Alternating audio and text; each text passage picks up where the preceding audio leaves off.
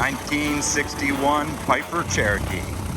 Getting ready to hop in and head to Pennsylvania.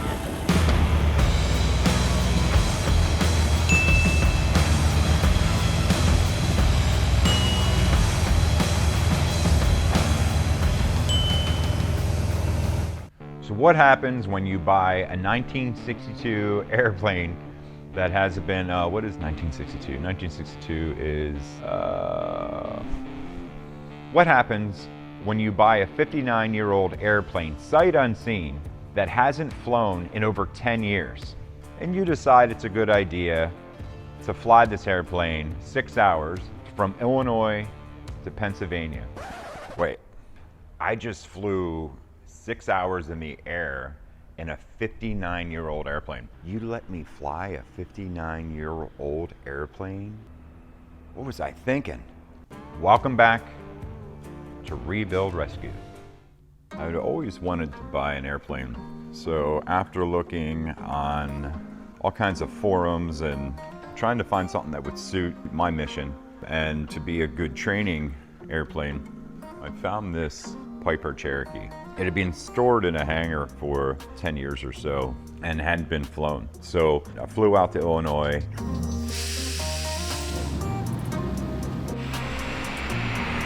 And it was beautiful. It was covered in dust, but it looked really good. So I made a deal on it, and my friend Delbert, who is a CFI, a certified flight instructor, and I took off. We actually had to take off pretty quickly because there was a storm coming in. There is a storm coming!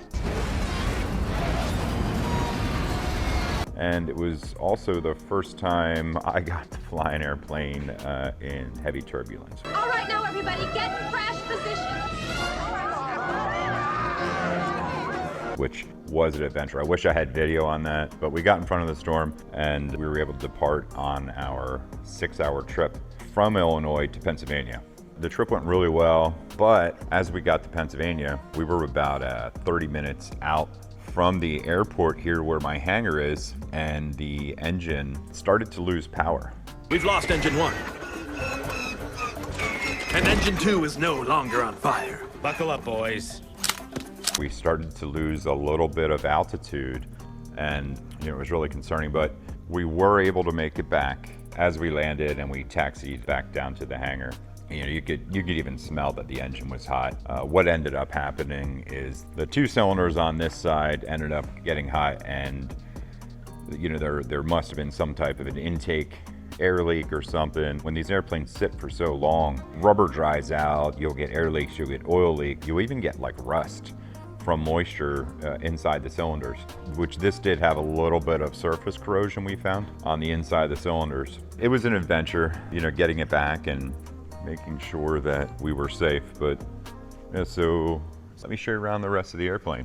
It was recently painted. The paint's in really good condition. It has a good shine to it. No dents in it anywhere. The landing gear is in good shape. It came with 3 brand new tires, so we're going to replace the tires on it. But we're going to also go ahead and do a top-end overhaul. The mechanic and I had disassembled this, and we had already sent the cylinders out to Lycon out in California. They're actually going to overhaul the cylinders, and we're also going to have them do a port and polish service to each cylinder, which will give it, it's a claimed, I think, 20 more horsepower. Now, this is a 160 horsepower Lycoming 0320. According to Lycoming, it should have about 180 horsepower, which is a huge performance improvement for something that only has 160 horsepower. One of the things that was really surprising when we did pull this apart is the size of these connecting rods. They are huge. But the one thing about this is an 0320, that's 320 cubic inches. So this is a 320 cubic inch 4-cylinder. So if you compare that to, say, your pickup truck that you have out in your driveway, as far as cubic inches go, a 5.7 is a 350 cubic inch. So like a 5.3 LS it's right around 320. So it's a 4-cylinder. I mean, the pistons are immense, though, like 4.5 inches big, like each one. But these engines, they're meant to turn less RPM than your car or truck engine. This one at cruise, you might be at 2200, 2,300 RPM. And on takeoff, you're only going to be around 2,400 RPM. You know, aircraft engines are a low RPM engine. You figure they're running constantly for hours and hours. And, you know, and the propeller is only meant to spin so fast. You can't overspeed a propeller because it'll actually lose efficiency. The guy that used to own the airplane, unfortunately, had lost his pilot's license, you know, because he lost his medical. It happens a lot, you know, to fly an airplane, safety is huge. So as a pilot, we have to have our medical be up to date. Our eyesight has to be good. We can't have any underlying medical conditions. You know, because in aviation, safety is the #1 most important thing. It has these access holes in the wingtips for the balance weight for the ailerons. Well, it's the perfect place for birds to get into. So this was sitting in a hangar, but a lot of times birds will get it in the hangar.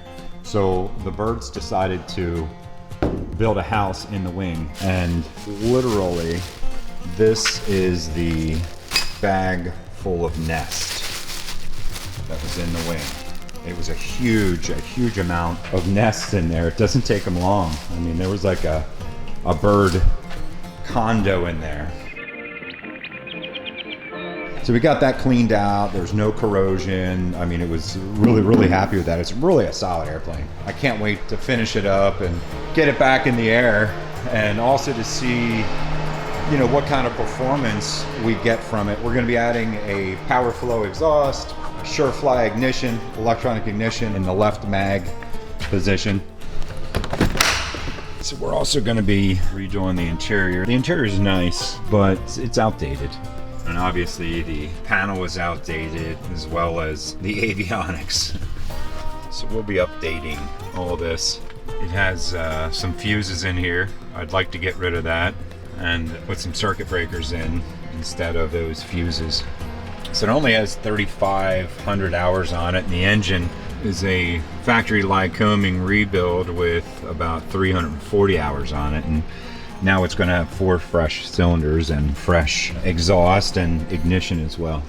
In future videos, you're going to see us transform this engine. We're going to be rebuilding it, putting the new cylinders on it. Next video, we're going to be cleaning all this up. We're going to do some repainting, some maintenance, replacing some of the dried rubber components. I'll have a certified mechanic that's been helping me with this along as well. But we'll get the Lycon cylinders on, all poured and polished. It'll be making more power. We'll get it up in the air flying.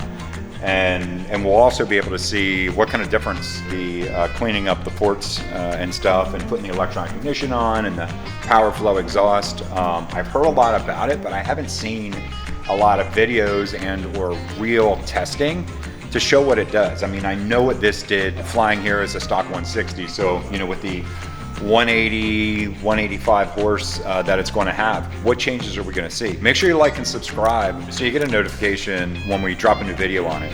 It's going to be really interesting. Thanks for watching. 59 years old. Would you guys fly in an airplane that's 59 years old? I mean, seriously. I don't even think we have men on the moon, or maybe we did 59 years ago. Maybe we went to the moon 59 years ago. Well, not sure.